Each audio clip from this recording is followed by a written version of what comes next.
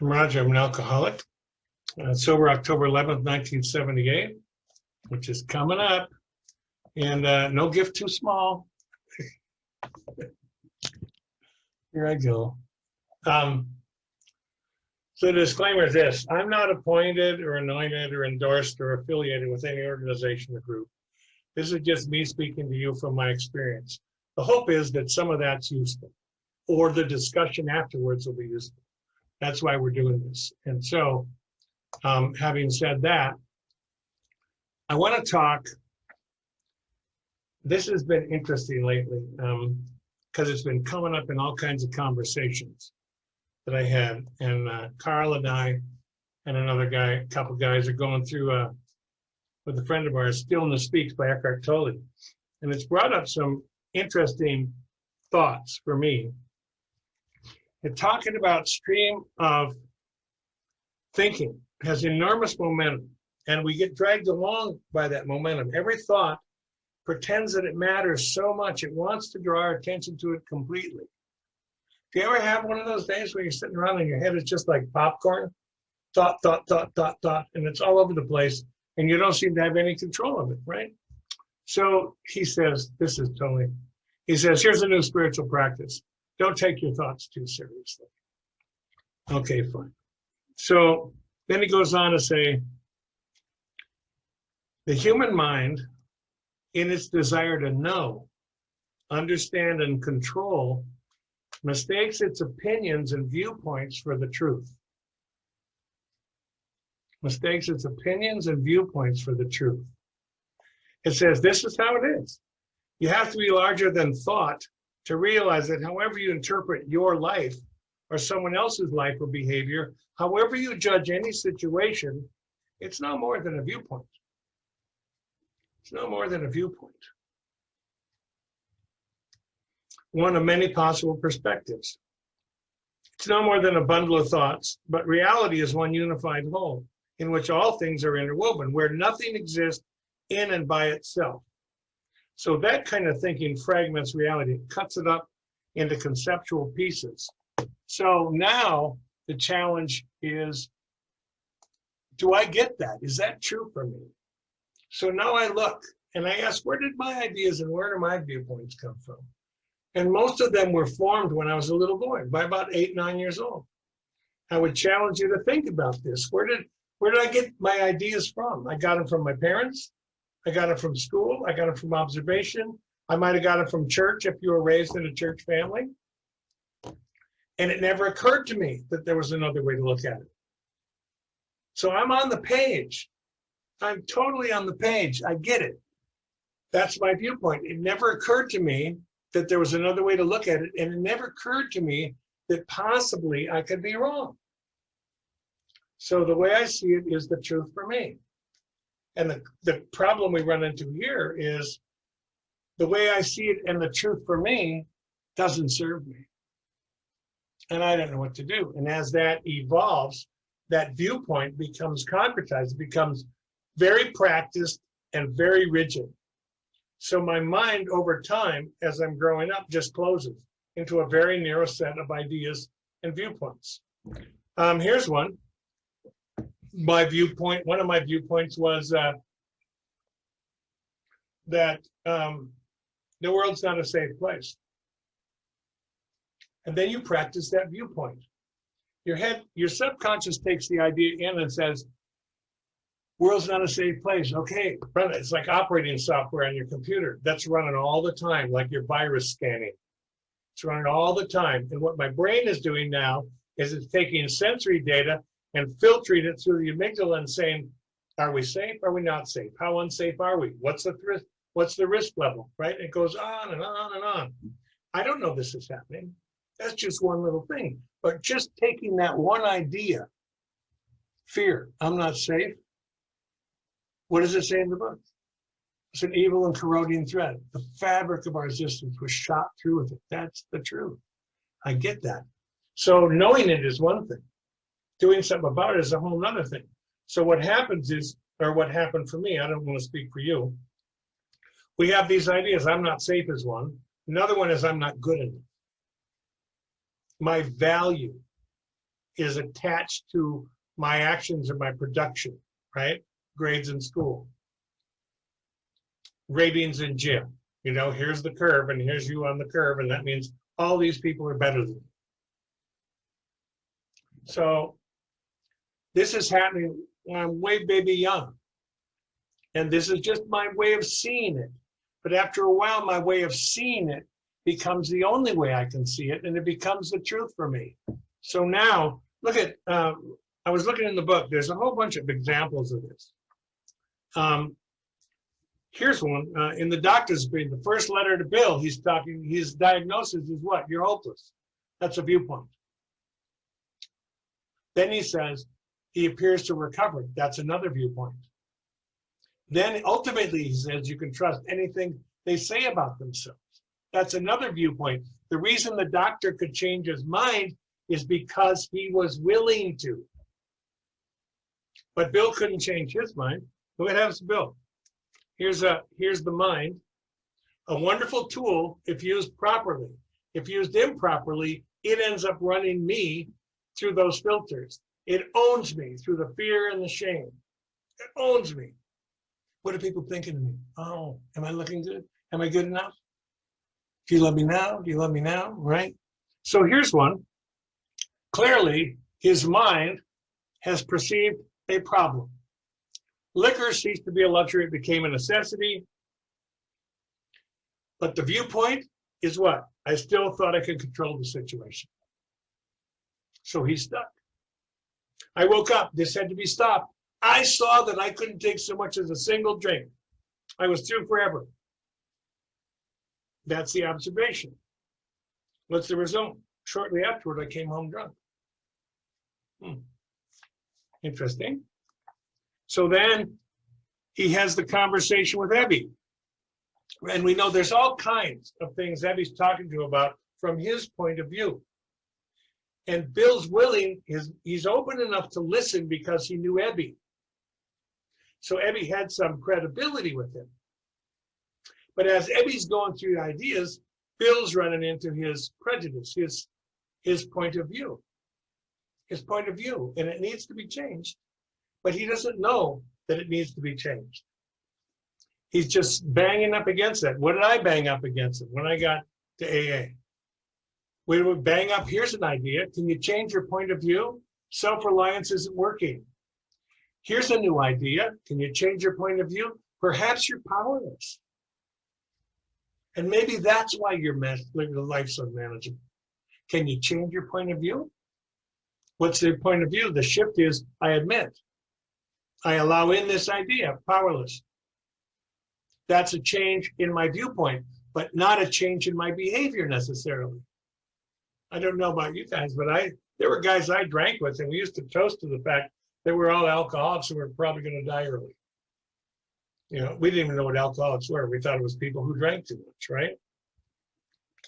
So Ebby's presenting him with all his perception changes, all his viewpoints that got altered in the Oxford group. And that's what our challenge is. Can you change the view? Can you change the perspective from which you are looking at this? George Bernard Shaw, all progress requires change. And you can't change anything if you can't change your mind. Oh, that's nice to say, but the reality of it is much different, isn't it? Because I'm challenged with changing my point of view. Only I can change the way I'm seeing things. You can try and help me see it differently, but until I am willing to see it differently, there's no shift. There's no shift. And so you end up with a head full of information and zero change. A head full of information and slowly dying, or fast, or rapidly dying. And you don't understand it. It's totally beyond my comprehension. So then they're talking, if there's a solution, there's a bunch of questions in there about attitudes. And the ability to not be able to change your mind, the end result is Bill starts showing up in hospitals.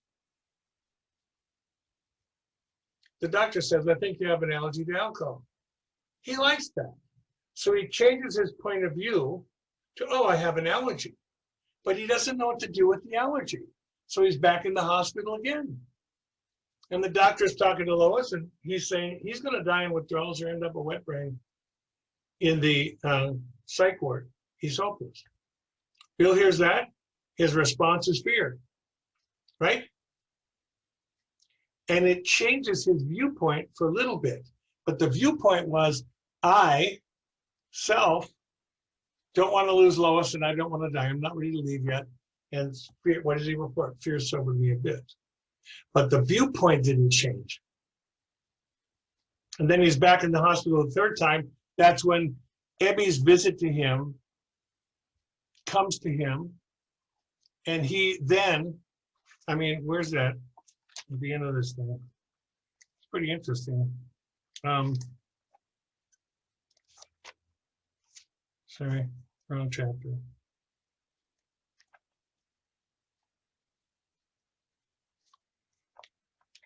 So here he is in the hospital the last time, after the discussion with Ebby while he's drunk. If you ever work with a wet drunk, don't presume that they're not hearing anything.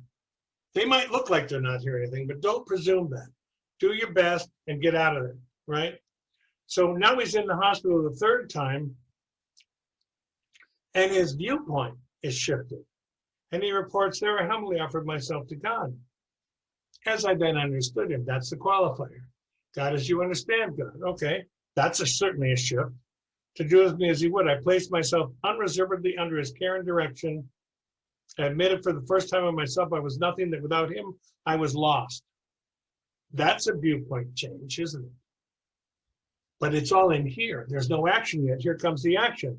I ruthlessly faced my sins and became willing to have my newfound friend take them away root and branch. That's 4 through 7. A shift. I haven't had a drink since. My schoolmate visited me. I fully acquainted him with my problems. There's 5. And deficiencies. We made a list of the people I'd harmed, to whom I felt resentment. I expressed my entire willingness, viewpoint change, right? To approach these individuals admitting my wrong. There's 8 and 9. Here's a new viewpoint. Never was I to be critical of them. So no argument. I was to write all such matters to the utmost of my ability. So I'm now got a new viewpoint. I'm testing my thinking by the new God consciousness within. Common sense thus becomes uncommon sense, and on and on and on.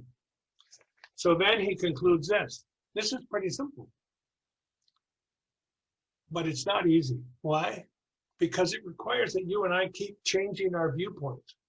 We have to keep evolving how we see things, because that's going to inform how we act. So then he says, simple but not easy. A price had to be paid. There's the intellect working. It meant the destruction of self-centeredness. There's the new viewpoint. I must turn in all things to the Father of light who presides over us all, instead of turning in all things to Bill, to myself, to my self-reliance, to my ego, to my ability to think and reason. None of those gods have worked. So you get into there's a solution. I love this. Excuse me. Get into there's a solution. And they give us this little riddle. We know while the alcoholic keeps away from drink, as he may do or she may do for months or years, they react much like other men, people. We're equally positive that once they take any alcoholic whatever into their system, something happens, both in the bodily and mental sense, which makes it virtually impossible for him or her to stop. The experience of any alcoholic will abundantly confirm this. So this is really applicable to Jess. He's a week sober, right? A week sober. So you know something, Jess, you can live without drinking. Good information to have. But is that really the problem? These observations would be academic and pointless if our friend never took the first drink. If you don't take the drink, you can't have the allergic reaction. You can't have the phenomenon of craving. Drinking is critical. The cessation of drinking is critical to make a beginning in the shift. Therefore, conclusion. The main problem with the alcoholic centers in their mind rather than the body. If I can shift my view to that, I now don't have a drinking problem. It becomes a living problem, right? And now every step is going to ask me, for me it did, is going to ask me to radically change my view. Here's an idea. I came into AA and I thought it was fearless. All you guys were talking about fear, and I thought, what a bunch of wimps. I mean, geez. And then I realized that I was informed that anger is a secondary emotion. The primary emotion of anger is fear. Oh, shit. I got a lot of anger. I would cop to having anger problems, right? Because it's much more macho than being afraid. So when I saw that, my viewpoint changed. And every one of these steps is gently asking us to just expand our consideration. Step 2, where are you at with the power question? Well, I don't believe in God. That's a fixed idea. That's an old idea. That's an idea that I practiced for 30 plus years. So now it's saying, well, what do you believe? And my fixed idea was this. My viewpoint was, let me tell you why I don't believe. And I had 90 good minutes of argumentation about why there is no God. But the viewpoint changed when I went from, this is what I don't believe and this is why I don't believe, to what would it take for me to believe in something? What is something I could give myself to, right? I had evidence piling up all around me. I had things happening, phenomenon to me, cessation of drinking, withdrawal in a flop house with a couple guys helping me out. Then back into the clubs. I was a musician. I was playing in clubs at night. And in that situation, all the temptation was removed. Free booze, free drugs, and available women. None of it had any effect on me. I noticed it, but I didn't understand it. It was phenomenal to me. So a lot of us struggle in this area. I almost died in this area, literally, because I could not shift my viewpoint. And it sounds so simple, doesn't it? But when you're married to seeing things one way, and then a crisis, self-imposed crisis, like what we colloquially call our bottoms, shows up, you're faced, either you're going to change or you're going to die. Which would be a change too, right? Well, so it's an interesting idea from that perspective, you know, and I can see people that are recovered further down the path with me, and I can see it working for them. But it can't work for me until I begin to believe that it might. I don't have to even believe that it will. My viewpoint was, I see Tim doing really well. I see Peter doing well, really well. Reiner's doing well. I'm really happy for you guys. But the rest of that idea in my head is that it'll never happen for me. Why? Viewpoint. Because I'm too bad. I'm too broken. I've done things that are unforgivable. That's why. That viewpoint has to shift. So here's an idea for shifting. In the forward of the first edition, it says, many don't realize the alcoholic is a very sick person. Not a bad person. Not an MF person. Not a GD person. A very sick person. I did not perceive me as sick. I perceived me as bad. I perceived me as broken. Do you see? You can't get well from that viewpoint. That's a condemnation. That's a death sentence. So when I saw sick, something went off in my head. Because if I'm sick and you have a prescription for what's wrong with me, maybe I can take that prescription and get what you have. I wonder. Here comes faith. Why did I do that? I didn't do it because I believed it was going to work. I did it because I believed it worked for you. That's a viewpoint change. Because when I came in, everyone I thought was lying. I thought they were drinking between meetings, you know? I didn't think any was sober. And then after months of observation, I realized some of you were. Viewpoint changes. So I'm rolling with this, and it's a tedious process.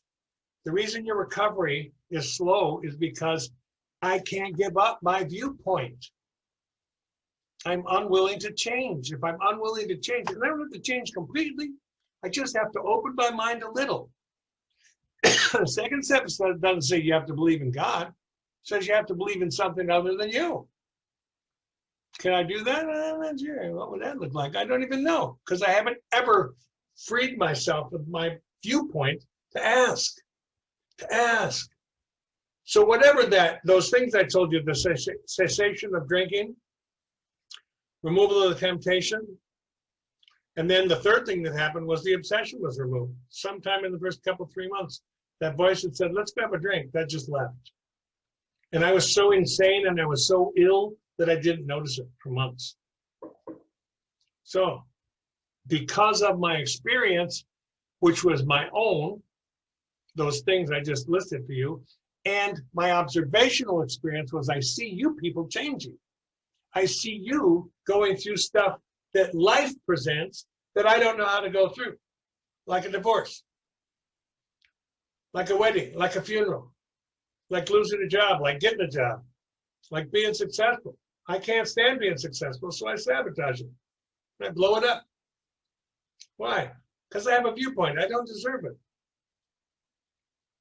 So when I decide I'm going for this,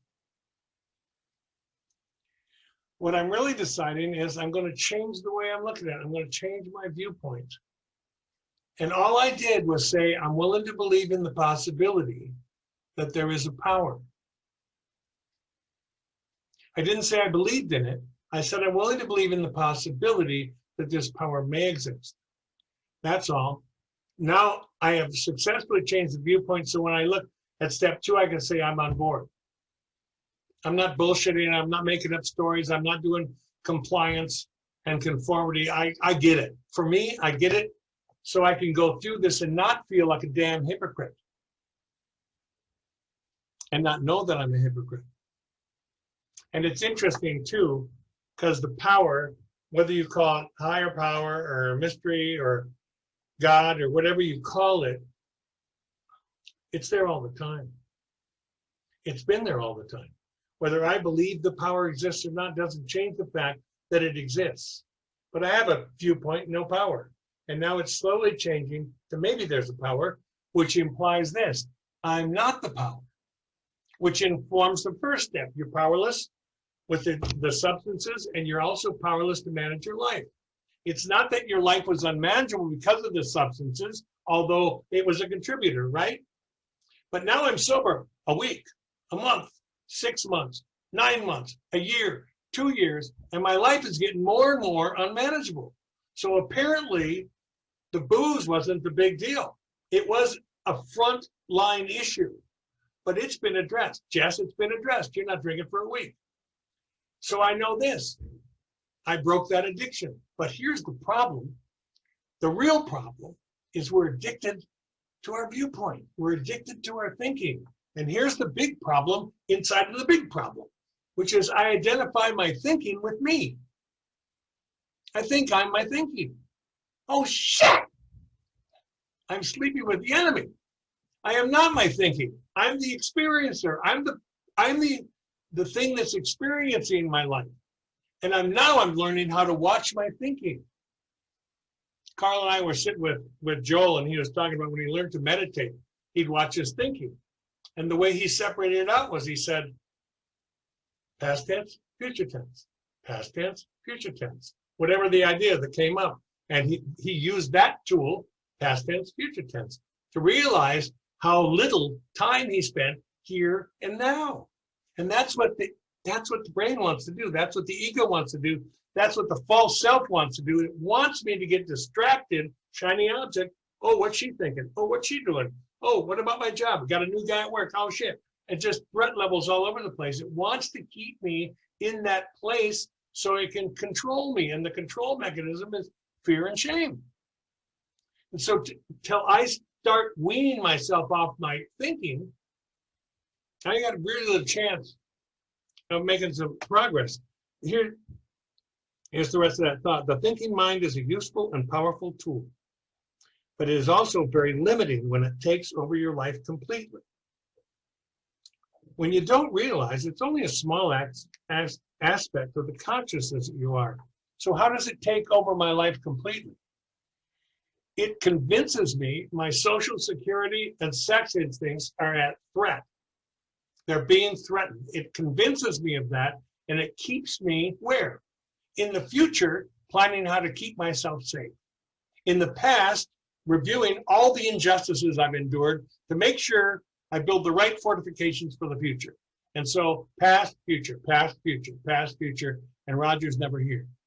The only time you can shift your view is now. The only time you can pray is now. The only time you can call your sponsor is now. The only time you can go to the meeting at 7 o'clock. You can come at 8, but it'll be less people, right? So it's a interesting process. When you're immersed in compulsive thinking, you're avoiding what is, you're avoiding the now. Because the ego doesn't want me to look at that. It doesn't want me to change my viewpoint because it uses its viewpoint to control me.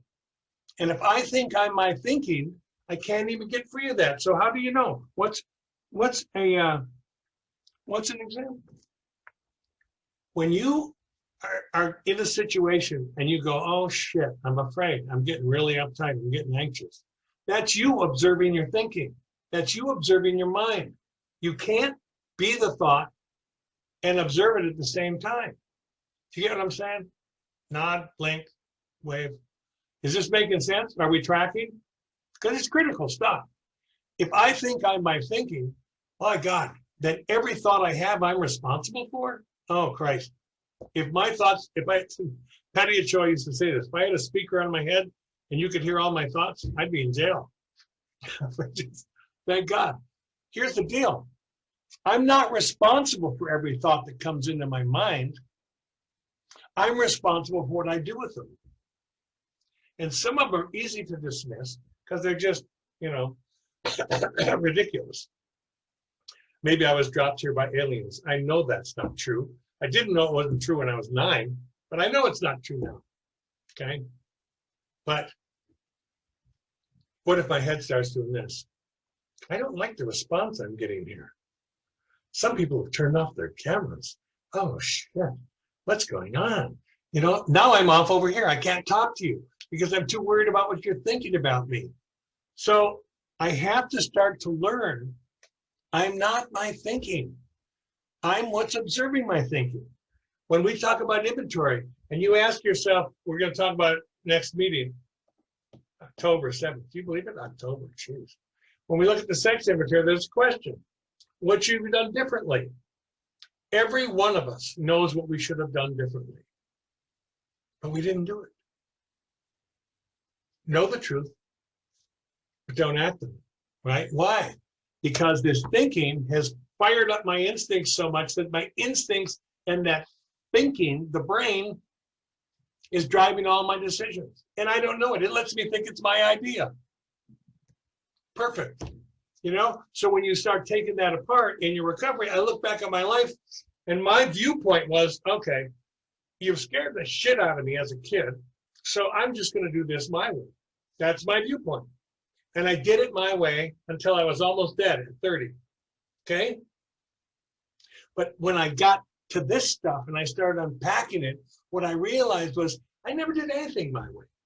I did it fear's way. I did it shame's way. I wasn't making decisions. I was reacting. And once you get hip to that, you start realizing this thing is dangerous. This is dangerous if it's not tempered correctly. If it's not, so what do? We temper it with new principles. Instead of lying, cheating, and stealing, I'm going with honesty, integrity, responsibility, compassion, tolerance, empathy, prayer, meditation, kindness, helpfulness. You don't have to save the world from polio. You just got to do something nice. What's the 11th step say at the end of the day? Did you give more than you took? Pretty simple equation. Well, I never thought of it. Well, that's because you've never examined it. Examine it. What were you doing today? Were you thinking about yourself most of the time? Is that what you were doing? Maybe that's why you feel so insecure. Because you intuitively know you don't have the power to fix what you think is the problem. Oh, this is so fun, isn't it? Woo! So, here's the last thing I'll give you. This is totally spiritual awakening is awakening from the dream of thought. So here we are, confronted with all our incredible, pristine ideas, and most of them are inaccurate. Most of them are distortions. And the way I know it is the outcome that they produce. What's the outcome? Futility, hopelessness, drunkenness, suicide, depression, isolation, loneliness, separation from God, separation from you, separation from the goodness. And as long as my head can keep me separated from the goodness, it owns me. And I am not my head. I am not the, well, ask yourself this. The thinking you're doing right now, where's that thought before you had it? Where's that thought before you had it? What did Bill say in the hospital after he had his white light experience? He said, down the page, he said, the thought came. Maybe there were thousands of people like me who would like to freely get what I've been given. Huh. The thought came. He didn't say I came up with this idea. Viewpoints. Viewpoints. If Ebby wouldn't have shifted his viewpoint in the Oxford group, there'd be none of us here. Then Bill had to shift his viewpoint. All through his story, what you're seeing, and all through your story, what we see in recovered people's lives is the ability to change their point of view. Usually it's at gunpoint for me. It used to be, I wouldn't let go of anything until it was just too hot to hold. But later on, the disciplinarian was not pain, it was love. It was, I want more of this because I feel better doing this, right? So now, Jess, I've suspended the drinking. Now I got to get on my horse and I got to find some people that are recovered that I can hook my wagon to and get some direction. Because if I try and do this alone, I got slim to none chance of pulling this off. Because I'll get sucked right back into my thinking. And I need to understand I'm not my thinking. I do understand this. I need new thinking. But to get new thinking, I have to let go of old thinking. And that's a problem because I am totally identified with my thoughts. But it's the way I see it. Well, there's an infinite number of possibilities to see anything from. I don't know that. So now I'm just trying to back up, teach me, show me. And then I run into these snags. You're going to make a decision? Yeah, I'm going to make a decision. Well, then you should be doing an inventory. Oh, you're not doing an inventory? But look back at 1, 2, and 3 and see what you missed. Because once the decision is made, the decision is I'm going for it. That's 4 through 12. And I need to be making steady progress. Because every one of these steps and every one of these ideas in the steps are going to demand that I change my viewpoint. Sometimes drastically, sometimes just a little bit is enough to make some headway. I just need to make headway. That's why they say progress, not perfection. I'm growing towards perfection, which I'll never reach. But all I need to know is I'm getting better. At least I'm not waking up in my own puke. Let's start there. At least I'm not waking up in a jail cell. At least I'm not peeing my pants. You know, okay, good. Now, could you lie a little less? I don't know. That's radical. Lie a little less? Oh, I'll lie a little less. But there are certain things I have to lie about because I'm wedded to having you think about me in a certain way. And all of that's going to change if I just, to the best of my ability, not perfectly, just to the best of my ability, my honest gut level ability, address the questions in those steps. And when I have a question about the step, I've got to find a source I can talk to who can help me, who can straighten me out a little bit, who can give me some insight. Oh, I never thought of it that way. You ever had those conversations with your sponsor? You come there and you got your undies in a bunch, and after 20 minutes of talking, you go, oh, I never thought of it that way. Oh, interesting. Interesting. I'll close with this. Before you speak of peace, you must first have it in your heart. So this is Francis talking to his monks. So before you speak of recovery, you must first have it in your heart. We have been called to a higher calling. We have been called to heal wounds, to unite what's fallen apart, and to bring home any who've lost their way. I think that's what the 12 steps are. Called to be a healing agent, to be an instrument of your peace, right? To be a positive in the world rather than a destructive force, right? Let me stop the recording.